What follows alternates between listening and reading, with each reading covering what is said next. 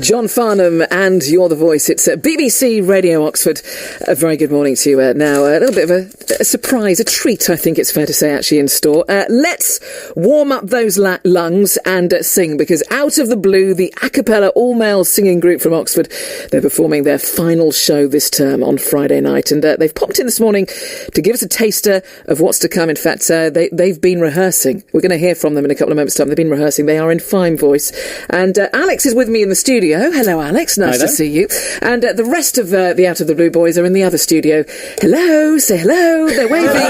Oh, that's better. That's better. So how many are there of you today, Alex? So today I think there's 8 of us. We've got some people doing finals and all that kind of thing up until the very last minute. But I think we've got some good music in store for later today, which should be good. So we got Francis, we got you, Alex, we got Will, we got Sam, we got JJ, we got Sean, we got Sam, we got Harry. That's am I right? That's it. I think we got Oscar as well instead of Harry. How could I leave you out, Oscar? There we go. Oscar's our resident Kiwi. So really, really busy time. So you're graduating at the moment. Right? Yeah. No, I'm finishing now, which is it's strange. It feels like 3 years of a degree have just gone by in a flash. So where does this leave you in terms of your out of the blue position? I mean, you're going to go off and leave out of the blue? Well, we still have a month to go performing in Edinburgh this month at the Fringe, which is going to be amazing. But then there's also a really strong alumni network, and we have people constantly kind of fluttering in and out back with the group. We have a tradition of bringing the entire sort of alumni crew back on stage during our end of year show, which we're doing at the New Theatre tomorrow, which should be a lot of fun. How exciting! So, I mean, if you just sort of take us back to the very sort of inception, I suppose, of Out of the Blue. You didn't join. I was probably in diapers back then. Yeah, that's how long it's been going. Right, it's been going since 2000. So this is the 17th sort of incarnation. It was started by an American grad student, I think, who came over and just wanted to sing, and then it kind of ballooned into this thing that it is today. And we still have contact with people who were in the group back then. But then there's also been all these amazing things that the group have done in the past. And it's just evolved, hasn't it? Right, exactly. And we get to benefit so much from the work that past generations put into it. So it's been an absolute privilege to be able to sing in the group. Hundreds and hundreds of you must have actually, gone through the Out of the Blue ranks. Right, yeah. I think there's about 150 or so now. We do these reunions every 5 years, and it's always really nice to see you get the 2005 group do a couple of their songs, and,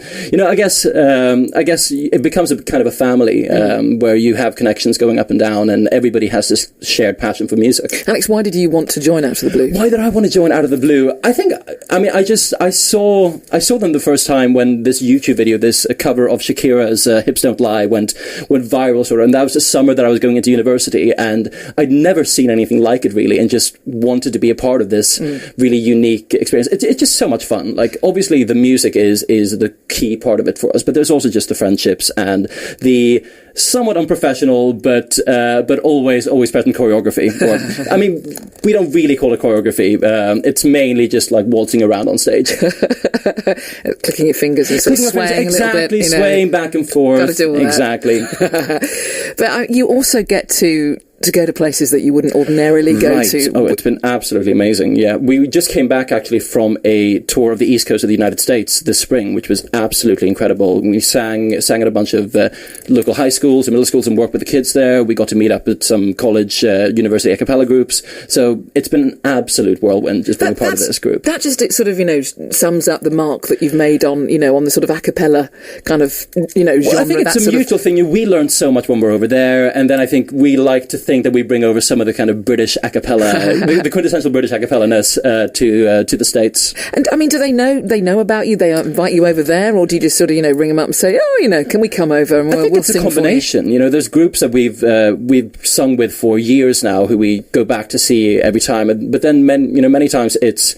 newcomers on the a cappella scene, or groups that we've wanted to sing with and meet up with for ages that we finally get the chance to do so with. So it's a real mix, but it's an absolute pleasure. So tomorrow night, then, tell us a little bit more about that. Tomorrow night. So tomorrow night is our big end of year gig, and it's the biggest show we do of the entire year. It's at the Oxford New Theatre, which is a huge. We were just in there yesterday checking out the backstage area and that kind of thing, and it's an incredible theatre. This just mammoth kind of ancient structure almost, and a big stage. You need a big stage because there's so many of you. Oh yeah, no, we make big use of that stage. We do Michael Jackson's Bad, where we have choreography kind of taking over the entire stage. I think we're even bringing in some pyrotechnics pyrotechnics for tomorrow, so that should be fun. Any of you do the moonwalk?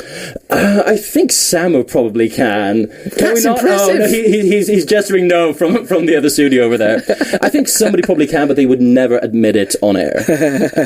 It's fantastic, isn't it? And sort of, sort of reworking, the bad Michael Jackson, those kind of tunes in sort of different ways. That's the great thing about a cappella. You get to do your own take on sort of these classic songs. You bring out sort of melodies and counter melodies that maybe weren't there. You mash them up with other songs.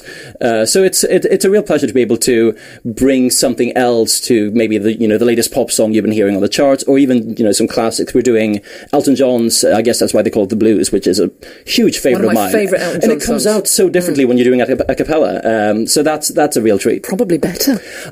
I mean, I would never say that. I'm a huge Elton John fan, so I wouldn't dare even suggest that. So you're going to run next door, actually, Alex, because we've got plenty more to talk about, and I know you're going to come back in here in a few moments' time, because in fact I do want to talk about the forthcoming television appearance, which that's really exciting. Exactly, we will talk about that in a few moments. But if you want to pop next door, but what are you going to be performing? Actually, we're going to be performing "Are You Gonna Be My Girl" by Jet. Anytime, Alex. Right, awesome. You go next door. Thank you so much. You've got 37 seconds. BBC Radio Oxford.